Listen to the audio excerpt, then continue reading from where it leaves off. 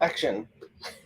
Hello and welcome to this week's episode of Hollywood Matrimony Live. Thank you so much for joining us live on Facebook, YouTube, and Twitter. What? So many places. I know, we're everywhere all at once. Yeah, we are nowhere. True. We're on the interwebs. Anyways, thank you so much for watching. Make sure you check out our website, hollywoodmatrimony.com. We are on Instagram, Facebook, Twitter, and YouTube, as my dad would call it, YouTube. Mm-hmm. So that's where we're at. We're going to talk about a wide variety of movies. We have things all over the place. Right now, what you need to go do is like, share, comment, and tell everyone you know. I'm going to apologize for being late. Man, my PowerPoint stopped working, and so I had to log out, restart, log back in. It was a whole ordeal. Well, I also want to point out the fact that my loving wife had so much stuff today that she was tired, and she had to take a nappy. I had to. And I fell asleep too, so we were napping. So we got up from our naps exclusively to do this show. I really did try to get up on time. And so I had 30 minutes. She was up before I was. It wasn't her fault. But she, let me tell you, she does a ton of things, and she is the reason that we exist. So if this woman needs a nap, this woman's going to get a nap, and y'all can just get over it. Thank you. I'm feeling the love. Because our anniversary is still... That's right. Here, have popcorn. Our anniversary is still in the air. Yes, our anniversary was last week. We've been married 4 years. Wow. And or actually 16. Yes, right. 16 years. Good God, man. So long. Dated forever. It's been so long. It really has been forever. It's great. Did you say we dated forever? Mm-hmm. So, it's been many years. Yeah. So, when will it end, people? When will it end? Wow. Never. I'm never leaving you, so... That's both like comforting and a little terrifying. It's kind of a threat too. It's terrifying. It's like, I'm never leaving. Like, I'm never leaving. I'm never leaving. But on the flip, that means I can do anything I want. I didn't say I wouldn't be upset or try to kill you. I'm just saying I'm never leaving. I'm not worried about the upset part. I would not try to kill him if something happens to this man. I did not do it. I'm not worried about you trying to kill me. First of all, you can't stay up past 11 or 12. I know. I'm murder me. And then once you're asleep, it takes you so long to get going. By the time you'd actually get going, to kind of kill me in my sleep, I'd probably wake up. With my back pain, my plantar fasciitis, and one of my feet, when I get up in the middle of the night, I'm like a freaking zombie. And if I'm awake and we're face to face, you don't have a chance. And you can't sneak up very well because she's a mouth breather. Well, I was also going to say my booty hits things. Oh, yeah. I run into things so many times, all the time. Today, I was standing in line for food by my dad, and I ran into my dad with my butt. What did he say? Nothing. He goes, Mija. No, he just didn't say anything. He's a nice man and doesn't say anything. Probably because he's so small, it might have hit him in the face. Oh, wow. He's a little short man. Wow. That's rude. She's a little short woman. I am. I'm from a family of short people. And actually, it's amazing. My dad, I think, is actually one of the tallest ones. Him and one of the cousins. Family? Yes. Because, my grandmother was like to hear on me. She was tiny. And my uncle was probably but she was hunched over. She wasn't standing up straight. No, she was tiny. But even before then. Oh, no, it's your mom's mom. I'm thinking. Sorry. Yeah, no, it's my mom's mom. Yeah, that's why if you notice, my mom's kind of hunchy now, too. Yeah. I have to push her. My mom doesn't hunch. Your mom's like my mom goes to the side. But we got to watch her. She's got permanent. My mom stands the way a gangbanger drives his car. Tilts him to the side. Your poor mom. We're being, oh dear Lord, forgive us for making fun of your mamacita. Because you said she had to go have something done, right? Have to have surgery on her neck to potential because it is doing this. Yeah. And it's not her fault. It's because of the strokes or whatever. But because she can't move it, they're having to do some stuff. But she does all right. Oh my goodness. But yeah, she's got to have a neck surgery of some sort. Oh, that sounds horrible. I'm so scared. Anyway. All right, my friends. We have so many things to talk about. Where do you want to start? And rarely, with the exception of the thing I just threw in for the mix, we've seen all of it together. Yeah, we did. Which is great. I love it. There's this one random one I brought in right before the show started, so she doesn't have a thing on it or anything. So let's go wherever you want to go. Let's start here. All right. All right. This was this week's Netflix movie of the week, starring Queen Latifah, as we call her here in the house. Okay, it's Queen Latifah. We know. There's a whole inside joke behind that. And I believe this is what is his real name? Chris Bridges. Chris Bridges, aka Ludacris. Yeah. But he's and ironically, Beau Bridges is also in this. Beau Bridges is in this too. His cousin. But they're not related. That'd be awesome. They look exactly the same. Totally. And this movie is called End of the Road, and it is on Netflix now. It's like a action thriller, I guess. An action thriller. Totally. We knew nothing about it other than it existed. I'm like, ooh, Queen Latifah, hit play. Like, that's why. I mean, so basically it says a cross-country road trip becomes a highway to hell for this family as they travel alone through the New Mexico desert. Thank goodness it's New Mexico. That makes so much more sense. She's so funny because they're heading to Texas. They're trying to get to Texas. Right? And so they show some of these like white supremacist type people and country bumpkins that are, bothering them and harassing them. And so her biggest concern in this movie was not what this family's going through, not the terror of the story. It was what it was going to make Texas look like. Yeah, we're going to look bad. As if we need any other troubles. I know. I'm going to assume we already have a governor doing human trafficking. So. Heavily based on Texas. This dog is just waiting for popcorn. She doesn't love us. She loves popcorn. I don't know. Anyway, okay, so basically it's like those movies where if you make someone mad on the highway and they start following you, basically that's it. Sort of. It's not really. Well, part of it. That's like I think that's a misdirection to the story too. Yeah, because that the other doesn't come one, back. That's like a one thing. No, but it's true. But I feel like that's kind of the scary part of this movie. Yeah. Is just the crazy white people, following this poor little black family. On a separate note, they're staying at a shady motel, the cheapest motel they could find, and they hear an argument and a gunshot in the room next door, and that's where the real craziness ensues. And the movie it's pretty by the numbers, cliched kind of action thriller. It looks like a movie that would have probably come out in the 90s. Yeah. It's entertaining. It does what it wants to do. They do touch some on the one of the arguments we always have is not arguments, but discussions we already have is like all these people in these movies, if they just call the police and tell them what happened or something, a lot of times it wouldn't be an issue. But in this case, they do touch on the fact of what it looked like we're a black family, this, and how they're going to look at it. And then there's an element, like she mentioned, where a couple of white people are harassing them, and they're like, we can't do this. It's like, at the end of the day, we're going to be the black people in trouble. Correct. It's and you might be like, whatever, but it's true. It's a thing that really happens. And even if you don't feel like it happens, these people of color have that mentality now. They're afraid to get pulled over. They're afraid to do something. So that's a real concern, whether you think it's a warranted concern or not. It's a real concern that they have. Correct. And so it was interesting that it's not what this movie's about. It's a subtext, but it kind of leads to it. I mean, it does kind of set up other things. There's one point where they have to go through a detour and they pull over for gas, and the man's like, "Are y'all planning on staying around these parts?" And she's like, yeah, is that a problem? He's like, it's not a problem for me. But that basically tells you just want to kind of keep on driving as far as you can. Right. So it's one of I liked it. I thought it was an interesting movie. It is very by the numbers, and you kind of, you know where it's going to go. Like you figured it out way early. Right. And I'm like, I didn't think that at all. So yeah. I trust no one. I agree. Well, and see, that's the scary part. And so then this reminded me of our own road trip through the desert. And on our honeymoon, we're driving from Arizona in the mountains. We were down in the canyon, and there was like no cell service and all that. And then we're driving to Las Vegas. So we're going through the desert. But it was like on a whim change of our honeymoon, because we were going to stay the entire time in Arizona in the cabin. Mm-hmm. And then last minute we realized how close we were to Vegas and so we decided the Grand Canyon and all that stuff. A few days before. We just canceled. We rebooked our flight coming out of Vegas instead, and we rented a car and we hit the road, Jack. Yeah, and then there's like dead animals on the road. Well, here's what I don't know. And then we had just watched some movie that I was really scared about. Oh, I know exactly. I brought some movies with us. Of course, because to entertain, we were staying in a cabin that was fully furnished, had DVD players, everything else. So I brought some stuff, and there was no internet. Yeah, so we were planning to just hang out.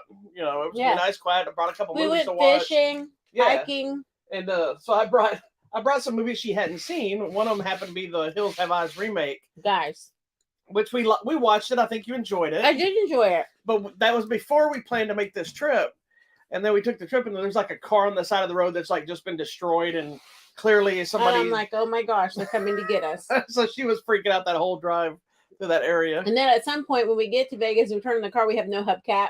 Yeah. I'm like, that's weird. Anyways, but yeah, so we've been there, done that. Anyways, I liked this movie. I thought it was fine. I mean, it's not groundbreaking or award winning. It's a good movie. Yeah, it's a fun movie. Grab your popcorn. Twists and turns. It's got, it doesn't have as many bad decision making moments, which I give it props for. Yeah, is there were moments trying to make, like, there is bad decisions, then there's a couple of decisions that make you open to dialogue in a relation with, I don't think you should do that, but then later on they do the same thing again, like, I think you should do it this time. The only thing that really creeped me out was the one guy saying you need to say white lives, like white lives matter. It's like, oh gosh, we're going here. Anyways, it's a good movie. I think Queen Latifah just wants to kick everybody's ass now that she's the Equalizer. Yes. I think she's okay, now I haven't watched the newest season of Equalizer. Mm-hmm. Did she keep saying she's going to equalize things? Because that was annoying me in the first season. She didn't say it that much in the first season. I feel like every episode somebody said that she was going to equalize. You just got annoyed with the first time she said it, and it stuck in your head for the rest of the show. No, I feel like the other guy said it too. Well, he may have said, but no, I don't believe they said it much in the second season. No, I'm going to watch it then because we have it somewhere. Anyway, although I think they should say in every episode. Check out. At the end of every episode, she should have said. She should be saying, "Equalized that." Okay, yeah, you've been equalized. Like, what kind of English language? You'd be the worst at a one-liner in an action flick. You'd be like, "You have been equalized. You have now been equalized." Boom! Fire! Fire! You're fire. Like Jane and Thor: Love and Thunder, who can't come up with a good catchphrase. Yes. Anyways, anyway, it's a fun flick. It's got some good action. It's got some fun twists. It's Queen Latifah, man. Yeah, I mean, you got two of hip hop's biggest stars. What else side do you by want? side? What else do you? I will also say that even though she's not playing like a total badass, she's still a strong woman, and there's a couple of moments you're like, whatever. I don't think she could have pulled that off. But if you buy into the fact that this is a woman trying to protect her family and do anything she can do, then you can kind of buy into that a little bit more. Well, she's a big lady, though. No, I know that, but I'm just saying. There's one scene with her in a bat. I mean, I don't want to go up against Queen Latifah in a bat. I'm not saying that. I'm just saying. She can take me out. Yeah, I'm not saying that she couldn't have done it. I'm just saying the realization of there's one specific scenario that she's in, and there's so many people. There's no way in hell that she would have got out of that like that. But you buy into it thinking I have no choice. I got to save my family, and this is this, and it's but at the end of that, it had a smart twist, which made it make sense for her to be able to get away. So it kind of turned that scene around. So it's a throwaway flick that you just want to watch something that's entertaining with some violence. Into the Road is for you, especially if you like Queen Latifah or Ludacris. Okay. Although he never goes Luda. No, he did not do any of that. She doesn't wear her hat. No. Her big Queen Latifah Pope hat. I miss that hat. I'm putting in my popcorn. What are you doing? Not right now. You're not. I'm tracking my calories. Not during our show. You have to. It's available now on Netflix. What's next? All right, we're gonna go here. All right. This was the Prime Video movie of the week, and it's called Goodnight Mommy. Goodnight Mommy. It stars. I was gonna say Naomi Campbell. It's not Naomi Campbell. It's Naomi Watts. And it is a remake of the 2014 Austrian film, Austrian like Arnold Schwarzenegger, Austrian, of the same name, Goodnight Mommy. Basically, it is the story of two boys who come home after a few days away, and their mom's face is completely bandaged, and they begin to suspect that she's not really who she says she is. So it's a little bit, I guess, like a psychological thriller is what you would classify it as. Maybe it's got a little bit of a horror element to it. Horror vibe. This was a weird movie. And it's kind of hard to describe without giving anything away, but there's a lot of weird things happening and some weird imagery, and the little boys are acting weird and the mom's acting weird. Like everybody's just all jacked up. And I think you begin to unravel that something happened and you don't really know what it is. Yeah. And the boys were away because of whatever happened. But then when they come back, things are not quite the same. She's not the same. Yeah. And obviously they aren't acting the same, I think, or they think they are and she's not, and she thinks they're not and she is. So it's this whole thing where you're like, what the heck is going on? I like that she's in this bandage most of the movie, pretty much the entire time. Which makes it mysterious automatically. Yes, automatically when you come. Because you said she had a procedure, but you're trying to figure out if there was a procedure or if it's even her or not. Yeah, is it somebody else, impersonating her? Yeah, and then that's why she doesn't want you to see her face. And then they start to pick up clues of why she's being different, so it may really not be her. And through the whole thing, you're just trying to figure out like what the heck is going on. To me, I'm still perplexed. Oh, go ahead and tell me about it. Go ahead. I was already skipping to the ending. I'm perplexed. You can't tell everybody the ending. No, I'm perplexed by the ending. I went and read the ending of the original version, the Austrian version. Was it basically what I said? Yes, it's what you said, but it could have also been what I said. I got you. It's kind of interpretation of how you think it ended. I enjoyed the movie. I will admit that I got really tired, so I kept dozing off. I wasn't out of boredom. Yeah, I haven't been sleeping really well, but it wasn't sleeping out of boredom. I just kept dozing off, and I'd wake up, and I caught the gist of it. I did have to ask you a couple of questions. I was like, wait a minute. I understand how this movie ended and where it went and what happened, but what about this part? I must have dozed off right here, so she had to tell me. There's some cool visuals in the movie. Yes, the cool part is when at one point he sees there's like a creature. It's really kind of cool the way they look like a wraith with the mouth. The mouth was kind of wraithy. Yeah. But the rest of it, I'm not going to tell you. But it was kind of cool. It's cool visuals. And what the heck is happening? That gives it an element to make you start questioning, even if you think you know what's going on. Mm-hmm. When it does that stuff, it makes you like, wait a minute, maybe I don't know what's going on. Which was an interesting direction to make the movie work. It is very slow. It's a talkie. It's not one that's overly exciting. It doesn't have a lot of jump moments, I don't think. I didn't have a lot of overly exciting things. It's not a movie I would have watched again. Yeah. It's also not one that I was overly interested to watch in the first place. So on the other side of it, coming out and being entertained I was interested because this is one of the ones that I talked about like for the preview for this week. That, hey, this is coming out. Yeah, because I told her. And it sounded so interesting. I told her, I was like, hey, here's another one we should watch for the show. I said, you want to try? Sure. And she goes, oh, this one with Lady MS. I want to watch it. We were like 3 seconds into the trailer. Yeah, because I had, so I read, I don't watch. And then you know what? So anyways, I read everything that's coming out for next week so I can tell you guys about it at the end of the show. And I try not to watch too many trailers. Well, I read the synopsis of one of these, and I feel like it just gave it away for me based on the trailer that I've seen. I'm like, dang it. Well, it will. That's why you got to be careful reading synopsis on some of them. So I was very upset, but I still want to watch the movie. And if the movie's a remake, there's a high chance the synopsis is going to give it away because it's usually using synopsis from the original. Yeah, well, this one didn't, and we didn't see this. It was in Austria, so I mean, it's fine. But one of those. You don't know what I saw in Austria when you were there with Arnold. That's right. Anyways, this movie, it was fine. I liked it. At the end, that got me, and it was one of those where you get to decide what you think happened, I guess. But I'm having pineapple coconut today, water. Are you? I'm having peach water. Do you like that one? It's all right. It's has a weird aftertaste. I was just trying to get us a different variety of flavors. It's fine. We drink more water. Anyway, check out the movie Goodnight Mommy. It's on Prime Video. That's what I feel like. And they're like, ah.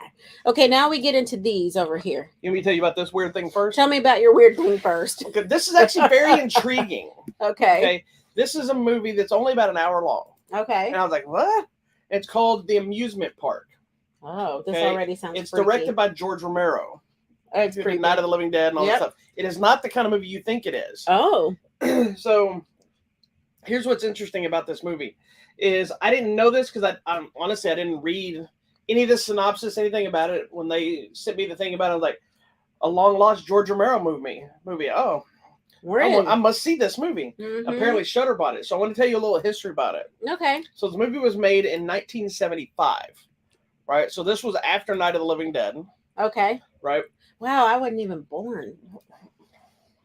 I was a year old. But it was produced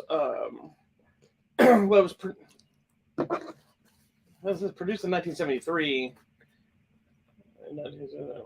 Okay, maybe it was 1973. I don't know. Anyway, it's kind of convoluted. It's got one of these weird histories, all right? But it was basically commissioned by the Lutheran Service Society of Western Pennsylvania as an education film about elder abuse. Oh Right? my god. Okay. So, and that makes total sense seeing the movie, because the opening of the movie is like this actor, Lincoln Maisel, who I think is, I'm not sure if he's a star of the movie. Yeah, he's the star of the movie as well. It opens with, he goes, "Hello, I'm the actor, blah, blah, blah, blah." And he's giving this thing as, this many, seniors are looked down upon in society and they're looked at as not as at the commodity they should be, with their wealth of knowledge and histories and things like this, and they're shoved to the side. And so they basically talked about how a lot of the people in the movie were actual like seniors from around the area, and they filmed it at this amusement park thing, and so it was kind of this weird infomercial kind of like the Red 5 movie I was in for the Red Cross. Mm-hmm. I did a movie with the Red Cross, which was all about tornado preparation, right, and readiness and things after that. So I didn't make it. I was just in it. I played the famed role of the cameraman. Is that the one where I was Cher? Huh? I had a little name badge and I was Cher. No, that was a medical thing we were a part of. Oh, my medical thing. Yeah, that was a totally different production. Same idea, though. Same idea. Mm. The Red Cross one was actually a big production. That was more of like a small office thing. Anyway, so what's funny about this is they commissioned George Romero to make it. Wow. Right? He made it. I believe it got shown like maybe once, and they thought it was too weird and out there, and they shelved it. That's him, though. Right? Because it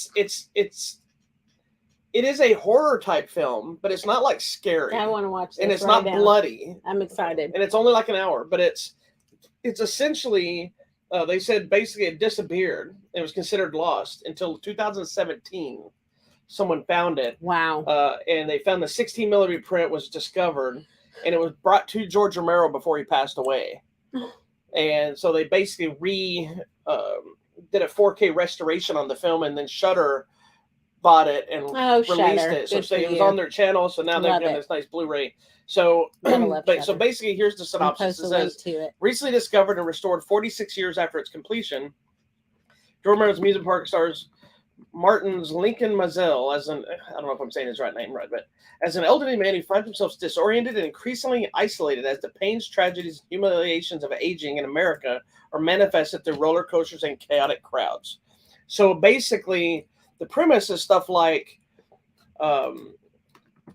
he's put in scenarios, but they're amusement park scenarios, but are like real life things on how elderly are treated. So like there's one that they're in bumper cars, right? And this lady smashes into the rear end of this other guy's bumper car, and the guy gets out and starts yelling at her, and now it's become a car accident situation. And she's being accused of being an old lady who shouldn't be behind the wheel because she hit this guy. A cop shows up writing up a ticket. It makes no sense, but it's just weird. We just go with it. And he's talking, well, you rear ended him, so it's automatically your fault. So this guy comes over and he's like, "Officer, I saw the whole thing. This guy was taking a right, whatever." He goes, "He was wearing glasses." The blind guy is like, "Yes, sir, I was. I do have glasses." He goes, "Oh, so you're elderly, so you can't see." And then they're like seeing things where like people are trying to get tickets to go in the park, so they're bringing stuff to sell, but they don't have money. So they're like, "Here's an old clock. I'll give you $5. That's how you get in." That's bizarre. It's really weird, and then it deals with like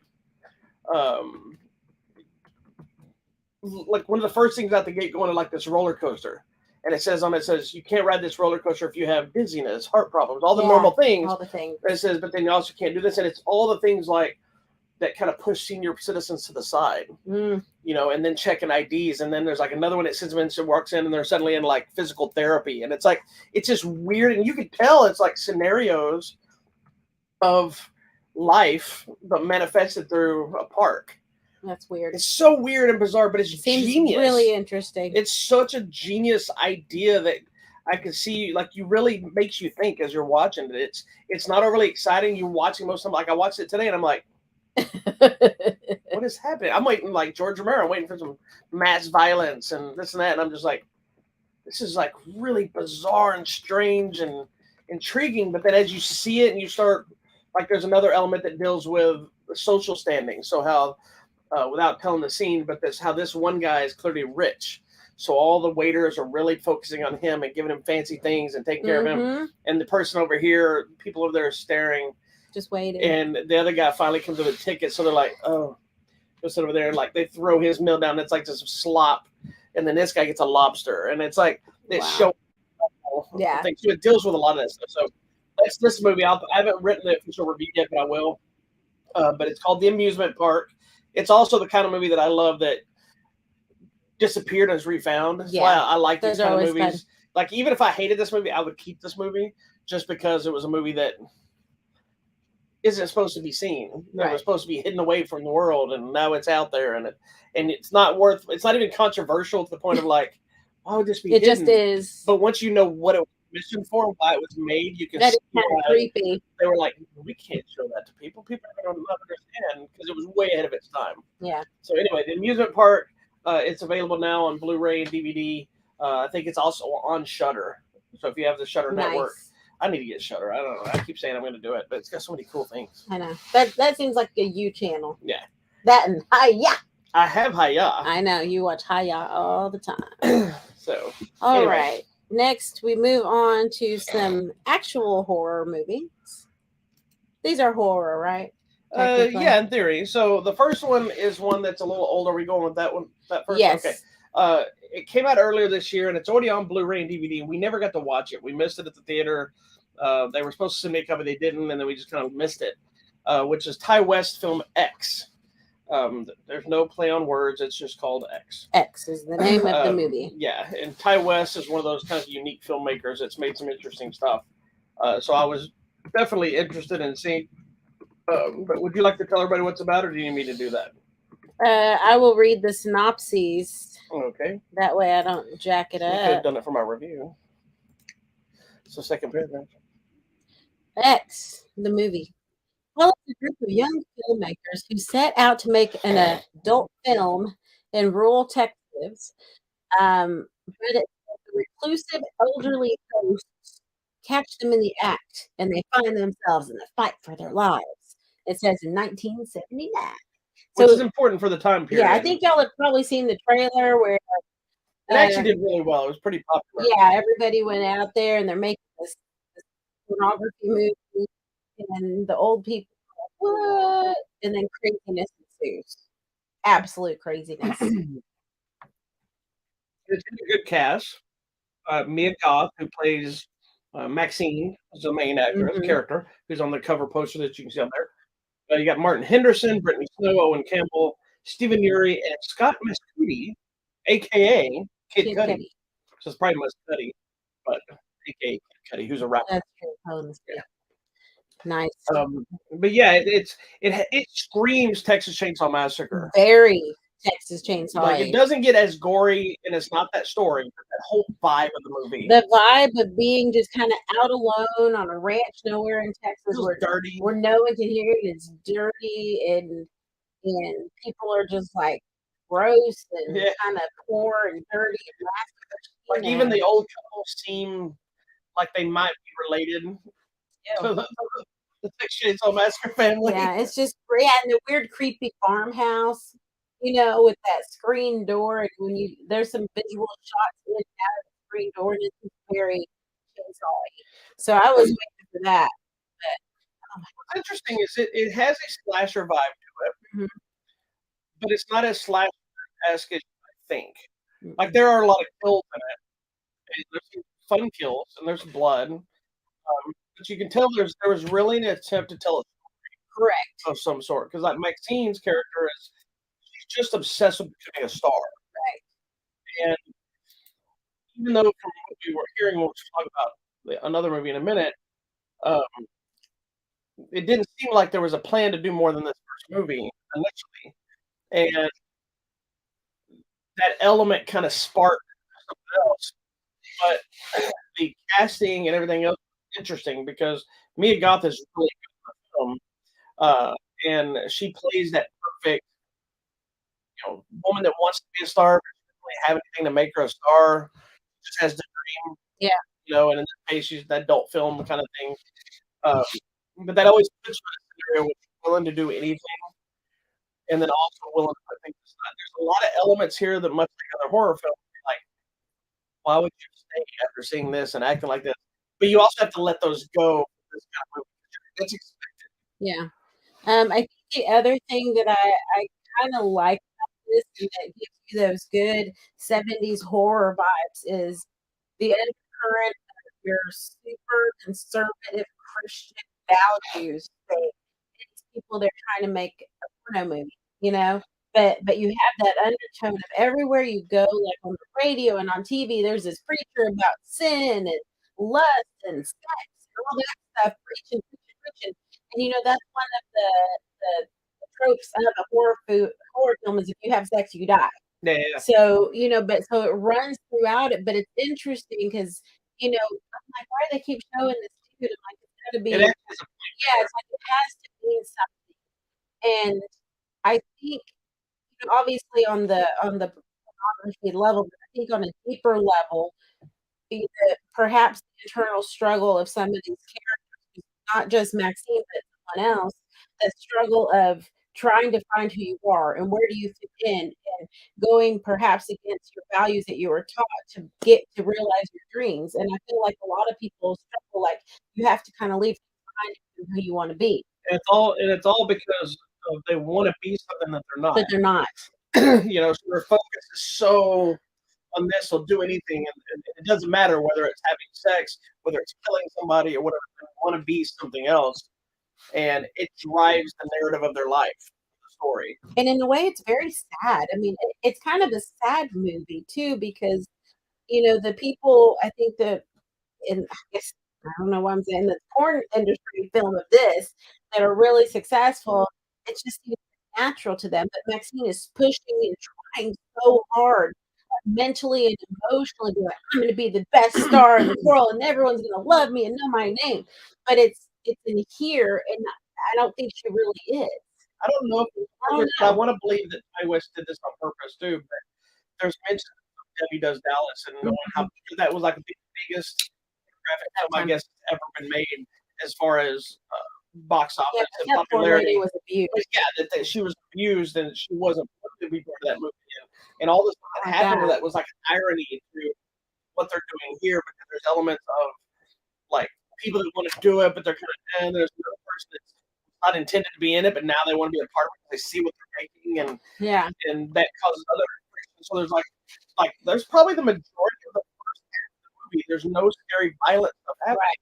It's just dealing with making the movie, dealing with the people, doing what they're going to do, but it's still intriguing. Yeah. It could have been two different movies. Yeah, because the other layer to the movie side of it, before you even get to some of the horror stuff, is the guy making the movie, the actual Oh yeah, is like, no, I'm going to make the best porn movie that actually has a he's story that obsessed with people being. care about. Because he wants to be a filmmaker, Yes, not just a filmmaker. correct. He's like, I think it's a great shot, and that it kind of mimics what they do with the movie. There's a lot of really great, beautiful shots, whether it's a horrific visual or just a shot looking at a pigeon.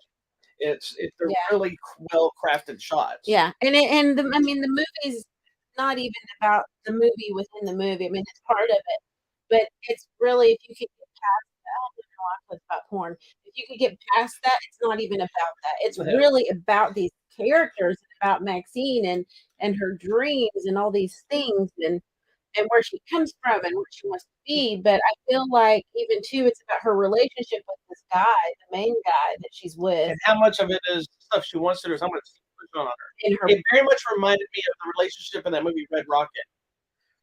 Remember the guy who's the ex-porn star? yes, and it's meets the like young you, girl? yeah, you can do this. You'll be the biggest 'Cause all star. he Same cares thing, about- you'll be the biggest star. He could have been the same actor and been a different story with the same guy. Just The whole thing was he just wanted to make money. it big. Money. She just wants to be a star. I don't even think it matters what kind of star. She just wants to be a star. And I'm wondering, I mean, this comes up again later, but I'm wondering, obviously, was she brainwashed, believing that by him under the guise of "I love you and I believe in you," or You never know. or did he just find someone and be like, "I'm leaving my life behind. I'm going to make a money maker right here." So you got all that going on, So it's got a lot of and then you got the elements. creepy old people. Yeah, it's got a lot of elements. And speaking of the creepy old people, the irony of this is it is fun. Yes, Which the funny thing is, I didn't tell her until the movie was over. yes, I'm But glad. the creepy people are clearly got a lot of makeup on, whatever. The old lady that's in So the movie, creepy, like she's all bone. yeah, the old lady that's in the movie that is tormenting some of these people, including Maxine, is also played by Mia Goth. So she's basically dual performances. They're not a spin where they're related either. So before you No, realize, it's oh just God, it's it's people. not that. They happen to make her play it. And again, I don't think there was originally an intention for what we heard, because now we have a prequel film called Pearl, Mm-hmm. which is about the old lady. And it is mentioned in the regular film of X, where she had clearly wanted to be some sort of a star. So it's her story mimics Maxine's, Yes, very and much. she kind of saw that, and it kind of, I think, spawned even more of her craziness. Yeah. So now we shift to the new movie that's just come out in theaters now called Pearl. It was shot back to back with X. Yep. And from my understanding from the story, is while they were making X, and you can correct me because I know you were there listening to some of the QA stuff, you probably heard some of it. But me, Ty West and Goth wrote the story for this. Correct. And part of it was because we were heading into the pandemic. And she shot in pandemic. Yeah, and it was, he knew everything was going to get shut down. He didn't know when he was going to be able to make a movie again. They also had this great set. Yeah. They were like, I got to see if I can just stay here, shoot another movie, a sequel or something else to this. See if I can try to get it. We have the crew, we already have everything. Keep it working a little bit longer and see what we come up with. So they made Pearl. Yep. And didn't you say something about the movie was like completely without a script or anything? No, they wrote a script. So he's like, I have an idea. And you talk to them, and they're like, well, get us a script. And so they wrote the script, and that's when they. Oh, they greenlit it while they were still coming out. Well, they hadn't even finished X. Right. Yeah, because he's like, we're here. Where were they? They were somewhere, not here, not in the States. No, I forgot. I don't even know where. But yeah, in another country where they filmed it, and they knew they were going to be stuck there in quarantine. Well, he got there and he's like, I'm here for 14 days in quarantine. Let's write the script. They wrote it in those 14 days he was in quarantine. And the studio greenlit it right away, and they're like, do it. And the interesting thing now, when you take Pearl as a story, I feel like it's kind of that same thing where the first one, Maxine got coerced perhaps by this guy, the older guy. Pearl kind of goes through the same thing where this kind of went in the opposite direction, because she is trying to get away from something to be a star, but does get coerced through another element and to do something else. So you know. So in Pearl, Mia Goth returns to play Pearl, and you might think it could get confusing in the visuals, but it's amazing what freckles do. Right? Make hair, makeup, and freckles, because it really does not look like the same person. You know, if you really look, you can tell, obviously. But in X, she has the freckles all across here, and just a look about her and everything else. Pearl takes place in when is it? We know. I don't know. It's like 30 years prior, or 20 years or something. I mean, it's a long time prior. 1918. 1918 as opposed to 1979. So she's very young, but she doesn't have the freckles. Her hair is obviously different. Her makeup's different. She's a different person. And it takes place within that same farmhouse, because she lives there with her mom and her father. And so in this case, it's a different film.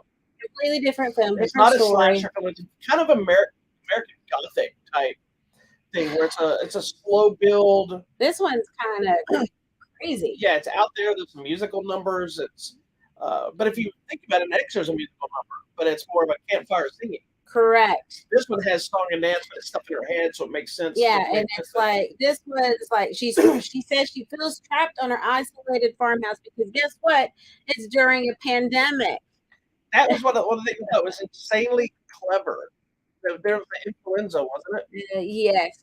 And people are having to wear masks, and people aren't allowed, trying to be away from each other, and people are complaining about not being able to be doing things and wear masks and stuff. So I thought it was clever because it allowed them to be able to film with care, like probably extras and stuff wearing masks, because it's still the mask time period, but they were in the 1918 flu pandemic. So it mirrors the current climate of the world without showing the people fighting about it. It was like, this showed people like, okay, this is what we have to do. This wear your mask when you go to town.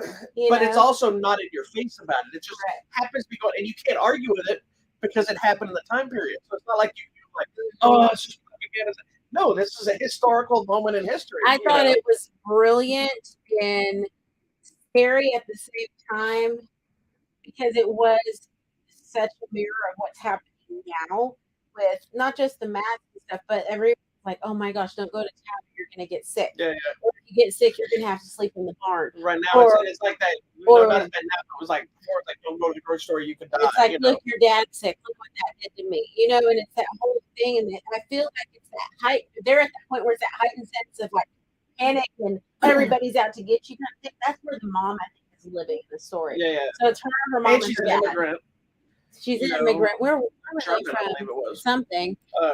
And so I have to ask you oh this. my gosh. So knowing that the character of Pearl and what Pearl does is an old in the other movie, did you find it hard?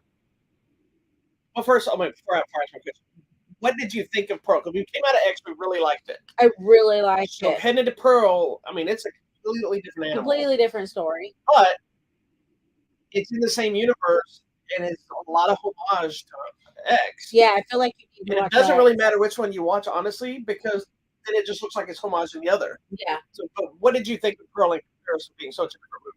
I really liked it. I think it, in a way, I think it's creepier, only because of perhaps the time period and the pandemic influence on it. But I think also because it's a smaller movie, and I find those a lot intriguing. A lot. Anytime there's a cast where it's just like 2 or 3 people in a room, I find that more intriguing to me. Like it pulls me in. Like when we watched that movie with the 4 people, the Masks. The what? Movie Masks Masks, with the 4 parents, or something like that, where it's really. I just The Mask. I'm like, with Jim Masks. Carrey? No, I don't like that movie. What? Is it too chaotic? Yes, I don't like Jim Carrey. Old Jim Carrey, like adult, modern Jim Carrey, not crazy. Anyway, but it's a triangle of sorts with the mom, the dad, and Pearl, because the dad is sick. We don't know what the illness is. We're never told. But the mom's busy trying to be mom and dad to take care of a farm. So she stops being mom. Yeah, she's very cold. She's almost abusive. Yeah. But she is abusive. And so then Pearl becomes the caregiver. But there's some awkward scenes to me with the whole bathing. Yeah, there were some things I thought was going to happen. It didn't happen. I thought it was going somewhere else. This is awkward. But what I found interesting, you're talking about how it's smaller and intimate, but yet the film is bigger. It is. Because in X, everything's on the farm. Nothing else happens outside the farm. This one, you go into town. There's different stuff. There's churches. There's war stuff. There's people. There's movies. Yeah, it's a bigger movie, but it feels so much smaller. It feels so small. Intimate. But I think I hope that's the reason. But I feel like it's because we're in her mind. Yeah. Of I'm stuck here. I want to get off this farm. I'll do anything to get out of here. And I feel like we feel that feeling of being trapped. Yeah. So now back to the question I was about to ask you. Mm-hmm. Knowing where Pearl goes, which is always to me a hard thing to deal with. You know what a character's ultimate direction is. You go back to try to tell the story. Did you find it hard to separate and like feel sorry for her or feel pity for her or anything else, knowing what she becomes? I actually didn't think about it. I was able to just completely. I was the same way. Well, I didn't even think about X. It felt like an entirely different movie. It was its own story. It carried itself well. It was a compelling story, actually.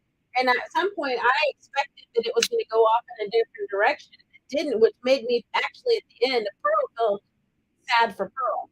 Yeah. Just like I felt sad for Maxine in the other, but I didn't connect the two. It's essentially 2 women that are kind of, they have visions of what they want to be, and they're not going to be that. They're abused in various forms, even if they don't know they're being abused. Correct. Or they're in scenarios that are not good for them. Yep. And I just want to say too that Mia Goth is awesome at that. She's phenomenal in this. But Pearl is a different level. Oh my God. There's a moment there's a monologue in this movie that's. They said it was 4 minutes. The 4-minute monologue that she gives. Hold on. I'll find it. Let's say it's 4 to 10 minutes long, and it is close to her face. It is not a monologue where she can room, props, and do all this stuff. It's just on her face, and you can't help but just be like mesmerized by listening to her story. Because it's the moment in the movie where everything that she tells you everything that's ever happened that got us to this point, but it doesn't feel like that's what's happening.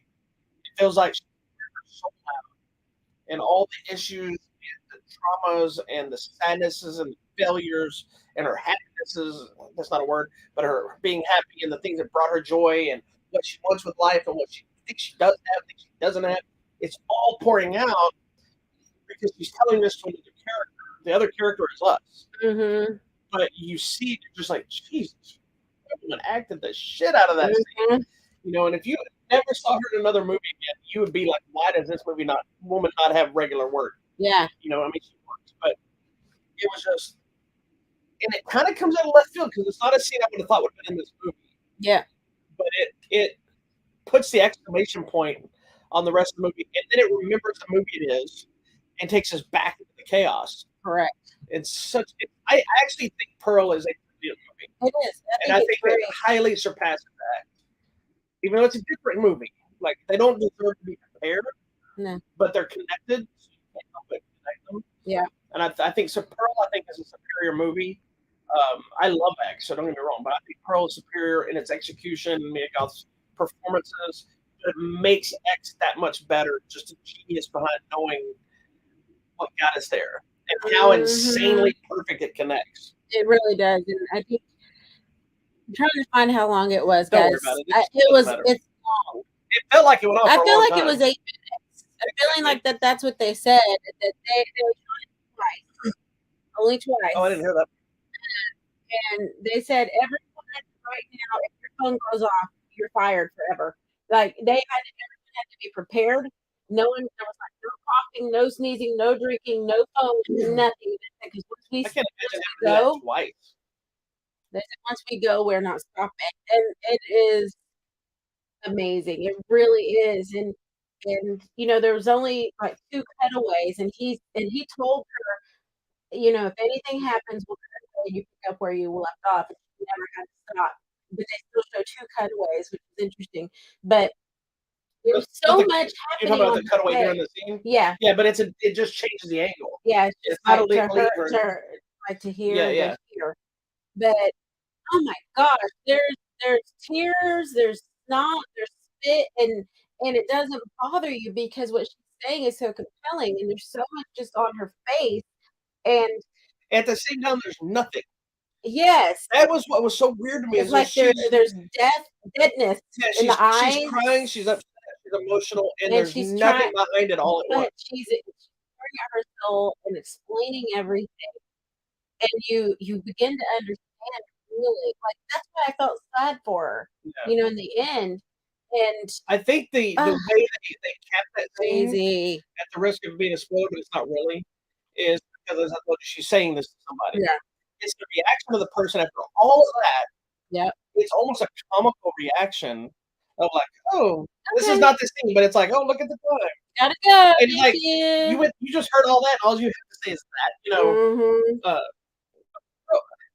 this was not a movie I was overly excited to see. I'm not gonna lie. Like, even after watching it, I'm like, I saw the trailer for Pearl, and I was just like, I want to see it because it's connected to X. I really love X, but you also have the expectation of how sequels. It's a 6-minute monologue.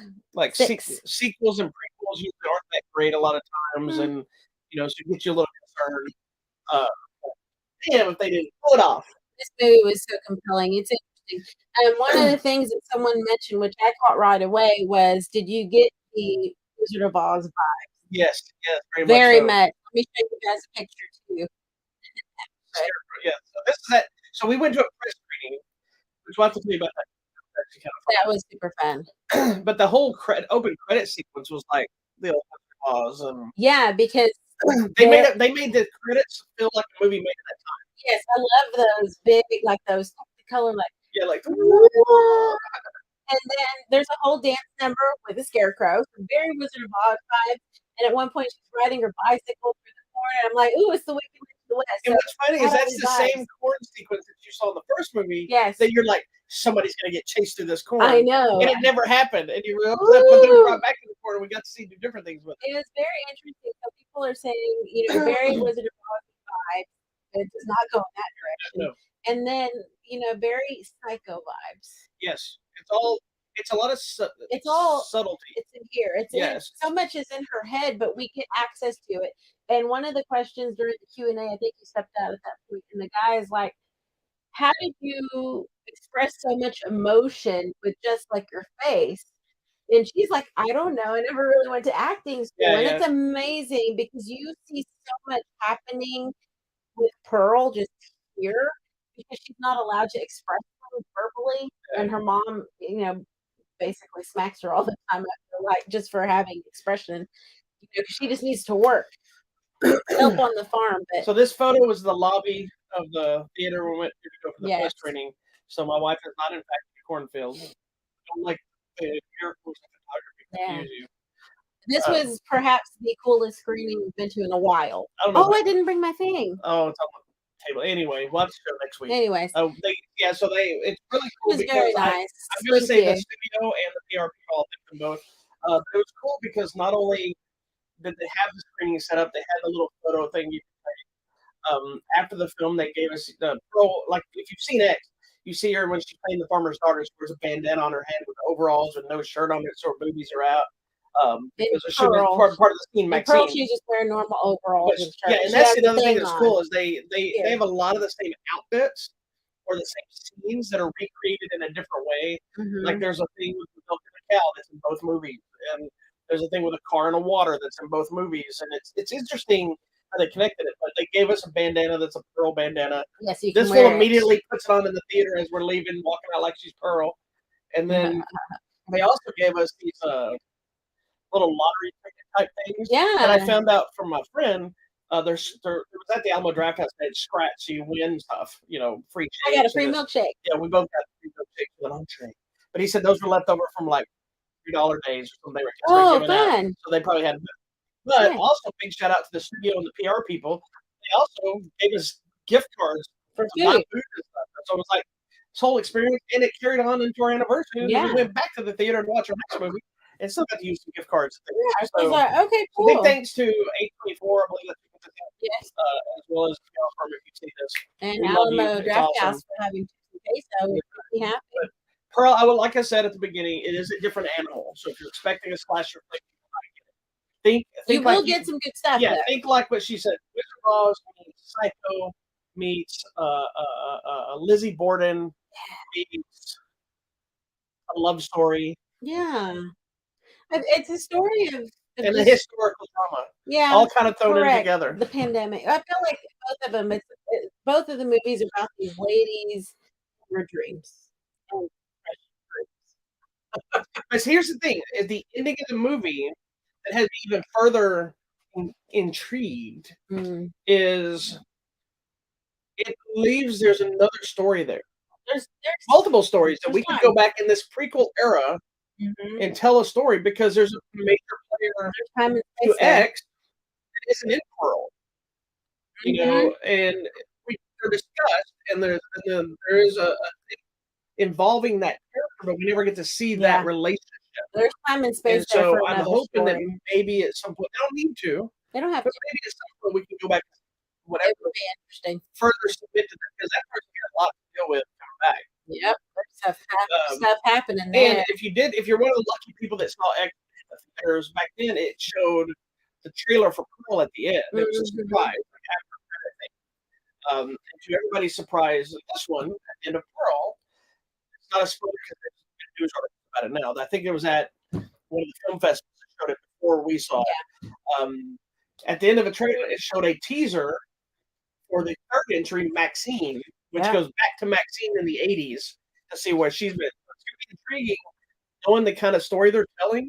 yep, Is does she have some residuals from stuff that happened to her?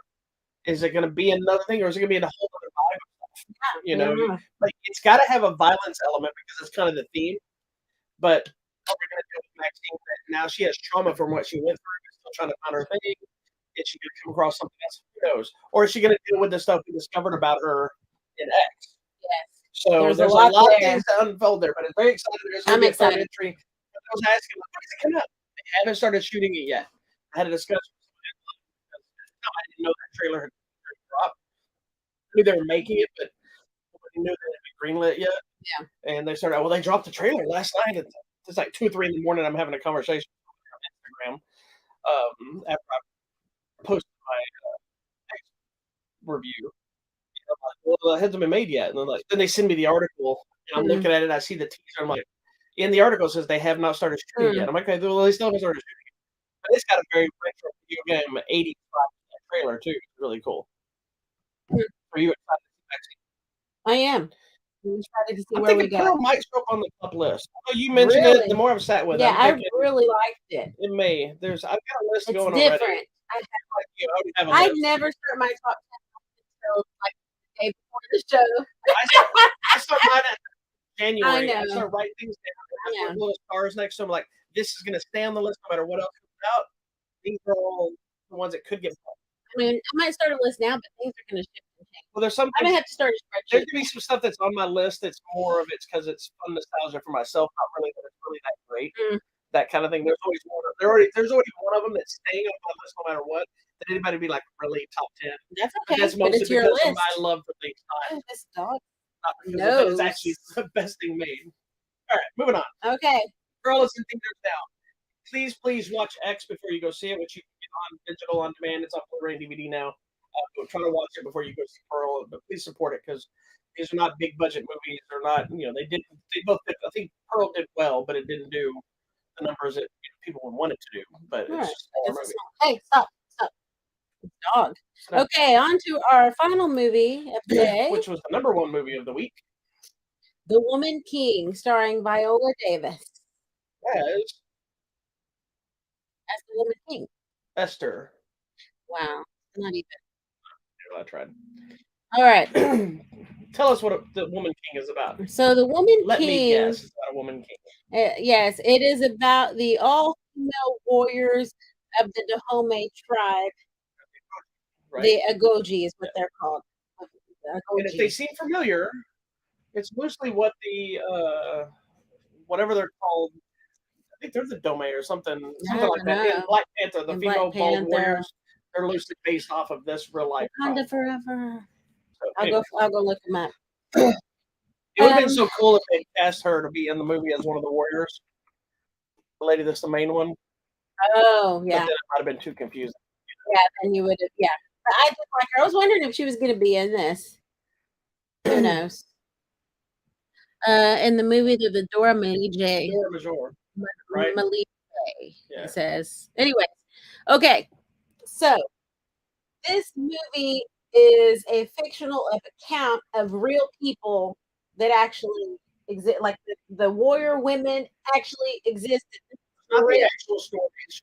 A story of action element of that story. Correct. So the Goje, which is the female warrior people, actually existed, it said, from the 1600s until 1904. That's like pretty modern times. Okay? And I think they were probably considered the most fiercest warriors in the world. Yes, and it says they're the only documented all-female army that we know of in history currently.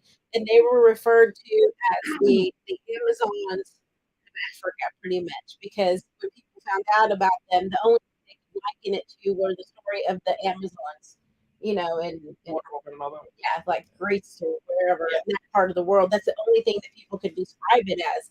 So, oh my gosh, you guys, this movie is already my #1 on my top 10. I love the movie. I was crying.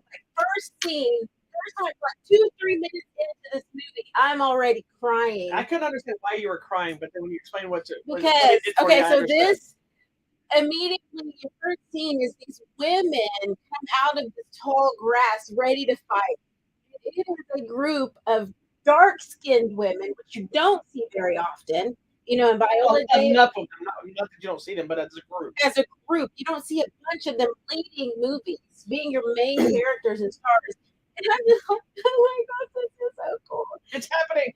Yeah, I mean, it's so moving because, there's been interviews with Viola Davis. She's talked about how she's dark-skinned. She knows she's dark-skinned and how she gets some comments sometimes. And specifically, it was with that movie with her and Liam Neeson, whether the wives the husband and wives, right? I don't remember the name of it, but I'm not talking about. Yeah, and obviously there's a scene with him in bed and all this stuff. And how she got comments because he's obviously very white and she's very dark. And how it's difficult, like if you're a darker skinned person, to get a lot of roles sometimes. It's not as easy. And so then when you see this, and I just see like this beautiful sea of these beautiful dark skinned women all together, ready to fight, and I was like, yeah. And so I was all in like first 3 minutes of the movie. I It was I amazing. was sold on this movie for the first time. I think Viola Davis is one of the best actresses of our time. Agreed. I think whether she's good in whether the movie she's in is good or not is always up for debate. She's always good in no matter what she does, and she's always carried a stoic vibe. Never something that I would ever thought to be an action person, but more Correct. of the person that told somebody what to do or didn't take somebody's crap. Yeah, That like in that movie, the movie with her and Denzel. She's like She's like, do you know what I've been doing for you all these years? It's not everywhere. I'm like, yeah. This is another element of like the movie Taken, where you're seeing somebody come out of it and doing something else. And for her, like, I honestly think she should probably be worthy of nominated. She better win something something. because she's very subtle in this movie, but she's stoic, she's powerful, but you can tell there's some things going on, and there's an element of the story that up until that point, she is like a no nonsense, emotionless warrior, not woman, warrior. Yes. Like any person could play that role, and it wouldn't have to change. And it wasn't about male or female; it was about who she was. Yes, that's who there's she a is. moment that Completely. she privately has to break down, and you see emotion, and then it makes you buy into that character more. You're like, okay, she went through some shit, Yeah. And you don't think that about that at first because she's so powerful, standing side by side with the king. And some of my favorite scenes in the movie are her interacting with some of the king's concubines or wives or whatever you want to call them, and seeing the differences of how they carry themselves because they're the pretty women. They're there to be with the king. They want to be queen, and they want to, they're very feminine. But she's very powerful, but still feminine. Yeah. But she's very powerful, and she looks at them like, like they're not like beneath her, but she doesn't understand them, and they don't understand her. They look at her like she's a man, but she still has that softness to her that you get to see, which I think what made this movie work for her is when they show those cracks in her powerful persona, you start humanizing her, and you realize, okay, she's not just this chiseled warrior. She's also a woman who's been through things. Yeah. And there's real things that women have to struggle with in real life. And it made it a lot more, it's a little cliche, a little convenient. It's a little story. I call it Star Wars convenience. You just go with it. You don't ask questions. You just go with it. But I think what the other aspect of this about the whole women in the tribes is they show the different elements of why these women are there. Some of them were abandoned, or their families have been killed, or they were taken prisoner and had no choice. Or like one girl, her father was trying to marry her off, but the man was abusive. So they're like, this girl's no good. So, how these women ended up there, but they took that and made it into something different. They became stronger because of it. And I just thought it was very interesting that you have all these women from different walks of life, essentially, who grow to become these powerful warriors. Well, and I that was an unexpected element for me because I've known some stories about these characters. Not that I know the whole history of the Double Tribe, but I've heard of them and I've looked at stuff at before. But it was interesting because I was under the impression that they were the warriors for the kingdom. Yeah. But there was also a whole male army as well. Yes. They were separate but unified. Correct. There was never a moment in the movie where we didn't look down on them. They were equal. And vice versa, but they would have like power struggle fights, like to show who were powerful, but they were there together. They all fought together. I didn't expect the story is really not, like, the trailers kind of give you a vibe that it's that fight against the white man, the colonizers, if you will, coming into slavery, and that's what I thought we were dealing with through the young lady Thuso Mabita. I don't know how to say her last name. Medbit. Yeah, I don't know. I guarantee I'm saying it wrong, but sorry. Through her, we're getting told the story of how to become one of those warriors. Correct. And stories of tribes and then the slavery stuff. All of it's kind of like multiple stories happening at once that are all converging. Guys, There's only one element of the movie that I think I told you that I thought was kind of a waste of space. There's yeah, there's a love, I get it. there's a romance element that I think kind of goes against what they were showing us. It felt like a different movie. I understand the cast used it for later. Yeah. We could have got rid of that part of the movie and it would still been an awesome movie. Guys, the slavery thing though. That's frustrating. No end. I was just like, really? But in a way, I'm glad they showed it. Some of the things that they showed, because these people, like, people were selling their own people. They were kidnapping them and selling them for money. And I'm like, really? Why would you do that to your own Best people? part of this movie is when they're walking through the jungle and one of the white men, they're carrying him in a hammock. And I'm like, that's the life I should have. Like, yeah, these poor people carrying this dude, and he's just disgusting. Like, he's asleep, and all these people are working. It's so upsetting and frustrating. She was like, oh my god, and all I'm thinking is like, I want somebody to carry me in a hammock. Wow.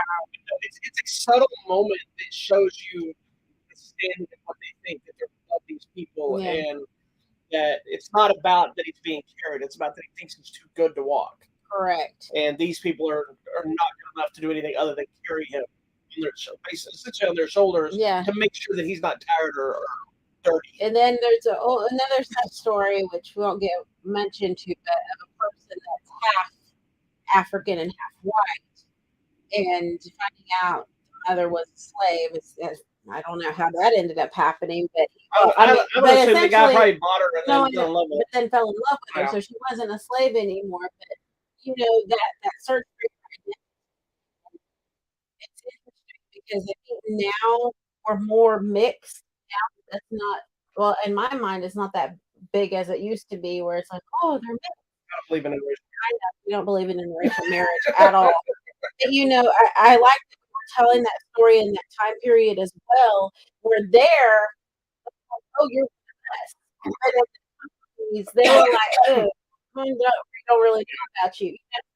That whole search for your identity on his part, but also these women becoming these soldiers and their identity as like, this is who they are.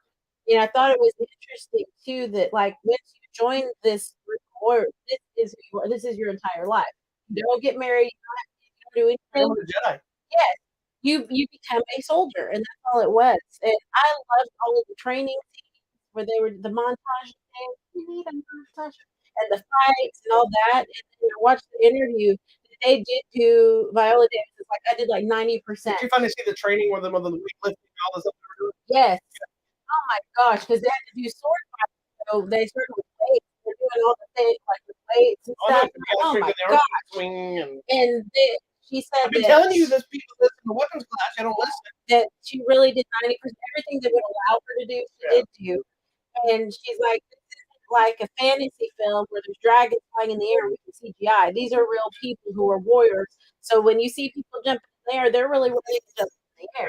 And they're all barefoot. And she said they really were barefoot. And the other lady from 007 was saying she was really barefoot. She goes, and it was literally a shock to the system to be walking around on sand and dirt all day. But then she goes, but also knowing that their majority of the world probably does walk around without shoes all day. She goes, so this guy. But I'm saying in that environment, you know, these people are running. They're like running and doing all this stuff like without shoes on. Funny, think about what about thorns or stickers or something? We're in the jungle. See, I don't think about that. What's funny is you think about, or the common mistake is the concern of doing anything barefoot because you're going to hurt your feet. Like you're going to poke your toe or you're going to do this because you got to wear shoes to protect your feet. But then I think about all the wacky stuff like in martial arts I do barefooted. It's like, but I won't get on a treadmill barefooted. I do. I know you do, but it's not a safe thing. It wears me out. Really? I don't know why. Like I do the treadmill and the I've gone jogging barefooted. I'm not by the time I wanted to. I was forced. Yeah. I walked barefoot. I stepped barefoot and I crushed things. You know, I'm barefoot 90% of the day. But then I don't think about like what you did think about the stickers and stuff. Like I remember going to one of my classes one time, and we had to go outside to work out. And so they said, everybody get your shoes. I'm sure I kicked them off. A few of us did, and they're Yeah. like, "You wear your shoes." But I remember stepping on sticks and then breaking them. And like, "Ow, move on." It's a mentality of knowing that there's people like you said around the world that they're like that all the time. They have no choice. Yeah, I'm sure they have to pull things out of their feet. Yeah, you keep going, I guess.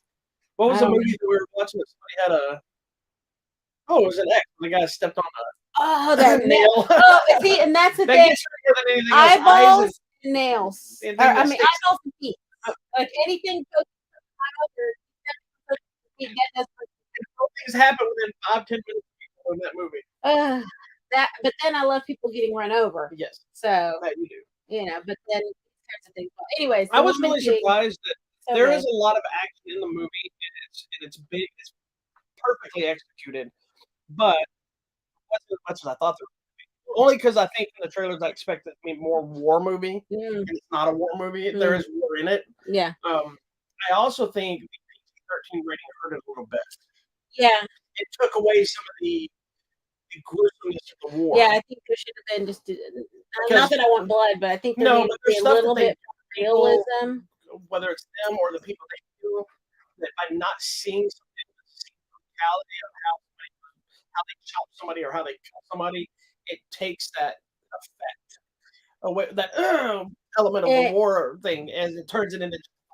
And I think too, some of the slavery stuff, I think you need to see that.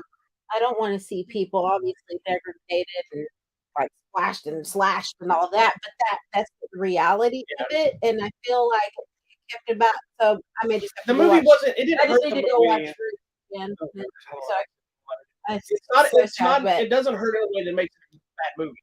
No. It's excellent. But then at the end, we're like, oh, PG-13. That's why. Yeah. Because we were like, I wonder why they didn't show this. I wonder why this. Yeah, there's a lot of sound effects of blood splatters, but you don't see a lot of it. I'm like, huh.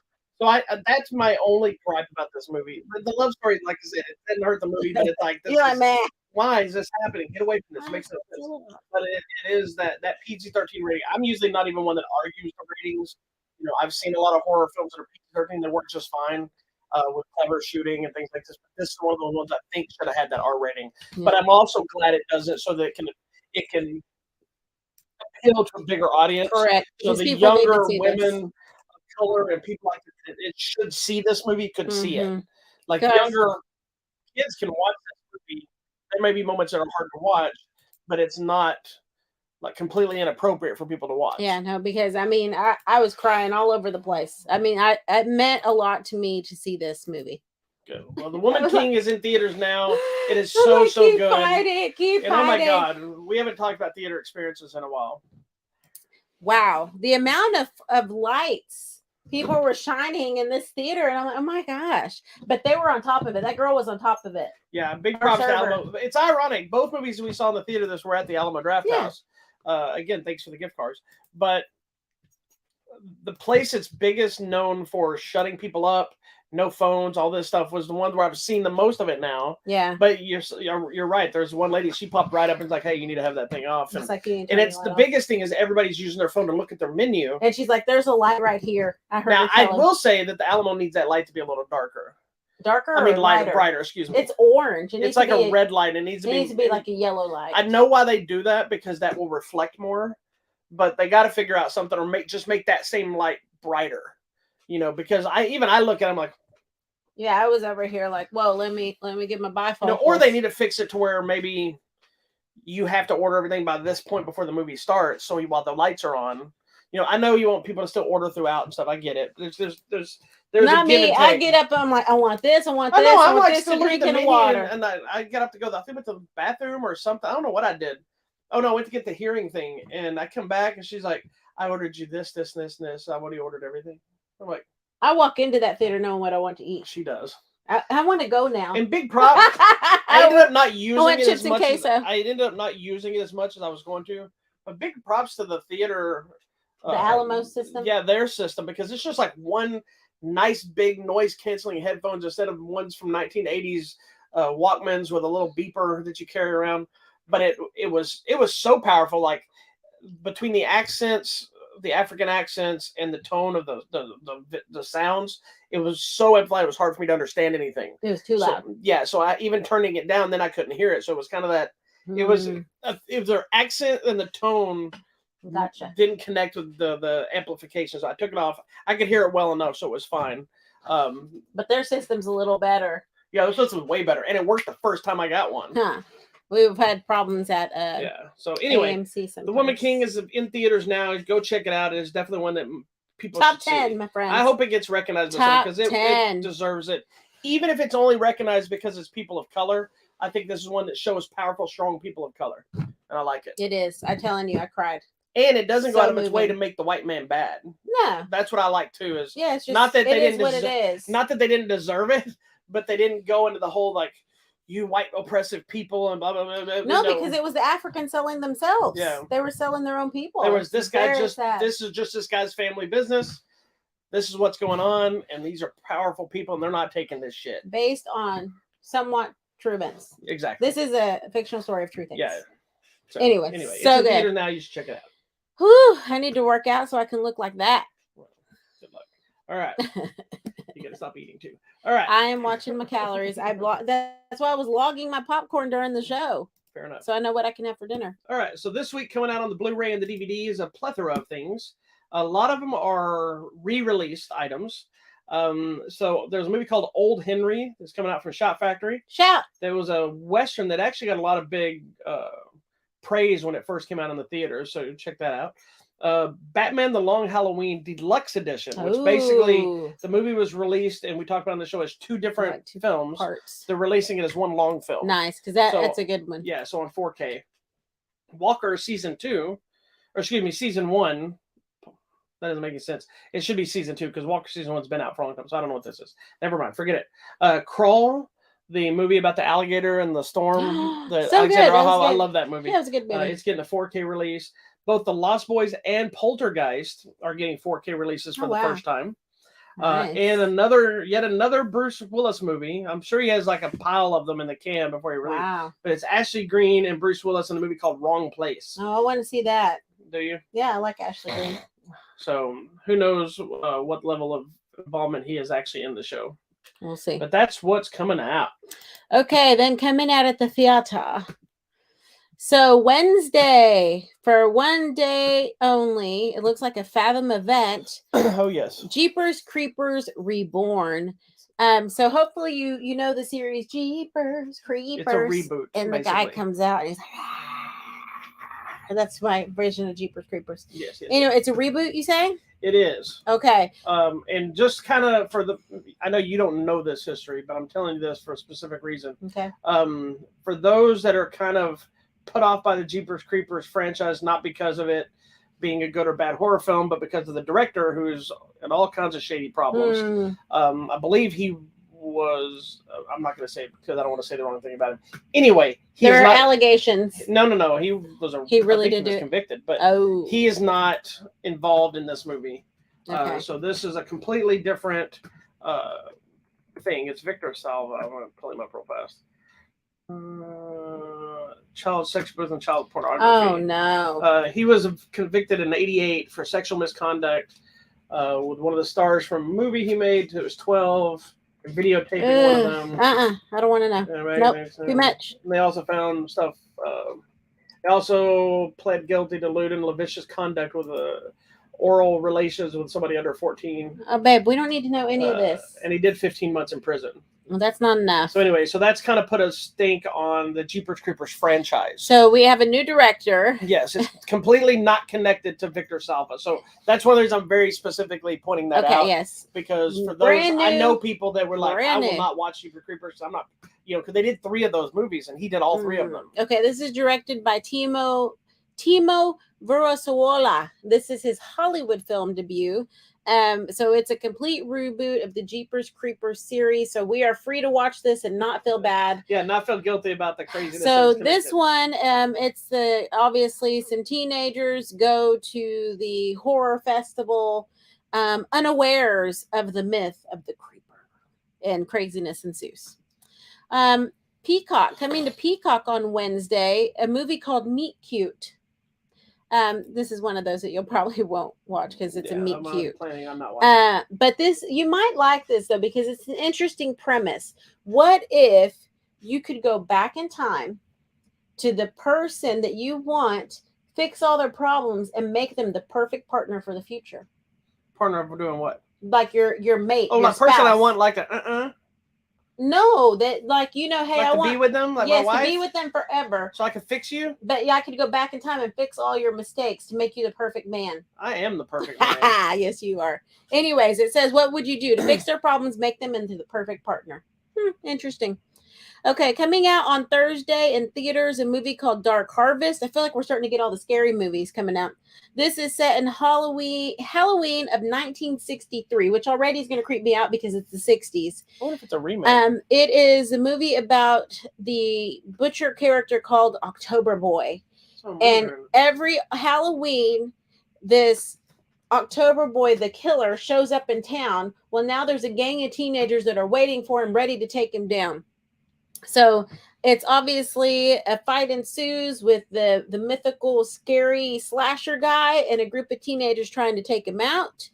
And so we'll see what's going to happen. I'm assuming some blood and gore is going to happen. It is rated R. Are you looking it up? Yeah, because there's another movie called Dark Harvest. This looks like it's based on a book. Horror adaptation. But I'm wondering if the other one's based on the book too, and this is just a new version. I think this is just a new version of it. I don't know. It's following the story of this one kid and the group of teenagers who wants to kill him and be the winner. He wants to feel like he actually beat something and he's a winner for once. I don't think this. I think the other Dark Harvest is just a movie called Dark Harvest. Yeah, no, this is a specific story. So okay, sorry. Coming out on Friday, it's Avatar back in theaters. Yes, preparing us for the new movie, which we still have no real idea what it's about, except Avatar and water. But I will say I heard some stuff that they released at D23, and people are saying it looks amazing. Does it? So we'll see. Neither one of us are a big fan of Avatar. My favorite thing of Avatar is the ride at Disney. That ride is so fun. It's going to be interesting to revisit. I haven't watched Avatar, I think I saw it maybe twice when it came out, once in the theater and then when it came out on Blu-ray. Mm-hmm. I've never watched it again. We need to go watch it again. So interesting. I like the political, the social commentary about saving the environment and all that stuff that's there and the indigenous people situation. Yeah. And I love the effects. And I remember being impacted by that story of how we go in and just take over people's lands and the people and enslave them and all that, because that's who we are as humans. We're the most horrible things on the planet. So I remember being impacted by that story, but yeah, I'm ready to revisit it. We'll see. I was always like, this movie is so long. We'll have to watch it this week. Okay, also coming out on Friday in theaters, a movie called Don't Worry, Darling. The controversial film. This is the one with Harry Styles, Olivia Wilde, Chris Pine, Florence Pugh, and a bunch of people. This one Olivia Wilde directed. Oh, okay. Living in the 1950s, and this is the one where you see Florence Pugh thinking like something is going on here. This is not almost looks right. I don't think it's this anywhere like that, but it's got a very Stepford Wives vibe. Correct. And don't read this commentary because I feel like it gave it away. This movie already has controversy. Really? This is the movie that. One, there was a fight about the trailer because in the trailer it was originally supposed to depict a male giving a female oral sex, not physically show it, but that's what's happening in the trailer. And the MPAA or whatever would not allow it because it was a male on female. Although you could easily flip it and it probably would have been fine. The other thing is during the thing, there's a whole thing going around that Harry Styles spit on Chris Pine. But they're saying that's not what happened. And Chris Pine said that wasn't true. I know. Right? So it's already got all kinds of drama. And I believe this might be the movie too that supposedly Shia LaBeouf got fired from. Oh. But he said he didn't get fired. He walked away. And there's there's a lot of things that have been getting hit behind this movie. So okay. We'll be watching that for sure. Don't worry, darling. Also coming to theaters. Don't worry, darling. Yeah, don't worry. Also coming to theaters. This is an interesting documentary. I want us to try to find it and see it. It's called The American Dream and Other Tales. It is a documentary by Abigail Disney. Yes, that Disney. Looking at the inequality of the societal classes in America. How if you're wealthy, the American dream can come true. But if you are not and you're born with less, the nightmare. It says literally the nightmare for people born with less, going through all the red tape and the rigmarole to be able to accomplish your dreams. And it's interesting because she says as her backdrop is the Disney family story as kind of the line here of how do we accomplish the American dream? Because Disney did accomplish the American dream, but now what does that even really mean for us? So it's interesting, very interesting. You use that word a lot. Because I'm so interested. The Netflix movie of the week, A Jazz Man's Blues. This is a Tyler Perry movie. Oh. And it is about a jazz musician in post-World War II era, but he looks like for a white woman, and people don't like that. He looks like what? He falls for a white woman. Oh. And people don't like that in this time period. But there is a twist, and I'm not going to tell you what it is, but you need to watch it. The twist is that he's Hispanic. No, but the Klan is looking for him. So anything that says Klan, I'm like, woo, it's going to be hot. Coming out also to Netflix is the movie Lou. It is a young girl who is kidnapped, and her mother and next door neighbor, who is Allison Janney, go on a trip to go rescue the girl. And I am in. And I will be talking about that next one. This one? Yeah.